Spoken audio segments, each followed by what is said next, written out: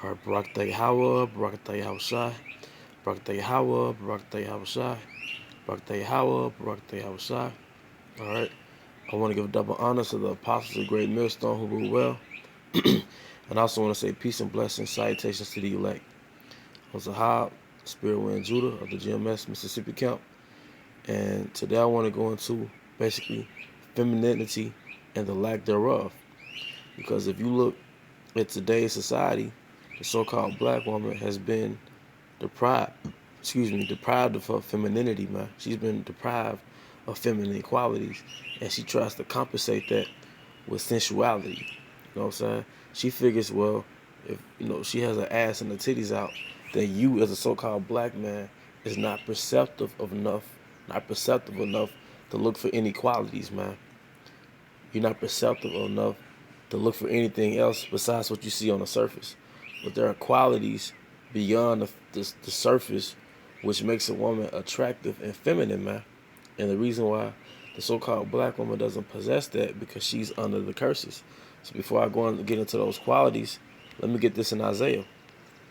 This is under the BibleGateway.com. It says Isaiah 3:16. Moreover, Yahweh said, because the daughters of Zion are haughty and walk with stretched forth necks and wanton eyes, walking and missing as they go, and making a tinkling with their feet.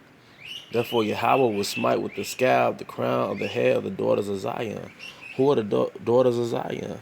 It's the 12 tribes, man. The women of the 12 tribes, starting with the southern kingdom. All right? And who's the victim of this curse? The southern kingdom. It says, therefore the Yahweh will smite with the scab the crown of the head of the daughters of Zion, and Yahweh will discover their secret parts. Now, what are her secret parts? It's her fucking body parts, man. All right, from there I want to go to the book of Sirach, the 26th chapter, and I'm going to start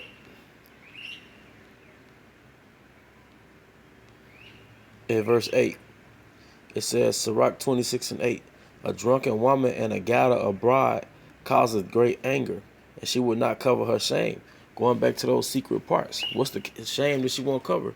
It's a body parts, man. She has her ass and her titties out, man. All right? And she causes anger, man. All right? Causes anger to her father, anybody that's attached to her. It'll cause anger to a man, because if you walking with a woman that's half naked, she going to bring this honor to herself. You got to defend her honor because somebody going to disrespect her. Now you feel some type of way. But she did that, man. All right? So I'm going to get into I'm going to get into some feminine qualities to shed light on what's really expected, of our women, man. Okay? I'm going to get into feminine qualities. This is femininity under behavior and personality under femininity with Wikipedia. Hey, brother, you can just come on there. All right? It says femininity, and I'm just going to get to the point. Traits traditionally cited as feminine include gentleness, empathy, sensitivity. All right. Though traits associated with femininity vary depending on location, context, and are influenced by a variety and social and cultural factors. But see, these are feminine traits that women are supposed to possess. It says gentleness, empathy, and sensitivity. Now, does the so-called black woman in general possess these traits? All right.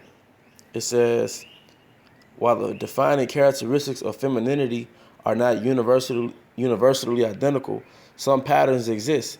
Gentleness, empathy, sensitivity, caring. Is that the nature of a so-called black woman? Down here, a so-called black woman last week went to the club and left her 6-year-old son in the car at 2 o'clock in the morning. Now he's dead. Okay? So that's not very caring or nurturing. But it says gentleness, empathy, sensitivity, caring, sweetness. Is a so-called black woman sweet? Fuck no. She's notorious and nefarious for being bitter. She'll come out of nowhere and saying, niggas ain't shit. Fuck a nigga. I don't need a nigga. I don't need no man. That's not sweet. That's bitter, man. All right? Sweetness, compassion. These hoes ain't compassion because they set up most of the confrontations that happen in the hood. How can you have a compassion where 50% you have a 50% chance of killing your offspring, man? How can you have compassion if you're responsible for 50% of the abortions that you have, man. Meaning, every time you have a child, has a tail chance that he's gonna get killed by way of abortion. So that's not very compassionate. Tolerance, nurturance. You have poor nurturing qualities. You feed your kids bullshit. How can you be a nurturer if you're in the club while your kids are at the house? All right. Deference. Let's see what deference means. Deference. It says submission of passivity. Does the so-called black woman have the quality of deference? No, she doesn't. All right. So you have gentleness, empathy, sensitivity, caring, sweetness, compassion, tolerance, nurturance, deference. Does any of these traits apply to the so-called black woman? No, it doesn't, man. Okay. So they're just the point, man. You know, are these our women, and brothers have to be more perceptive and go beyond face value? Like, we in the flesh, so you might shoot at some, but in general, man, we gotta be more perceptive, because true femininity is beyond the face value, man. This is who put you on child support, man. This is who putting you through hell, man. But I hope you brothers are edified, man. Until the next lesson, shalom.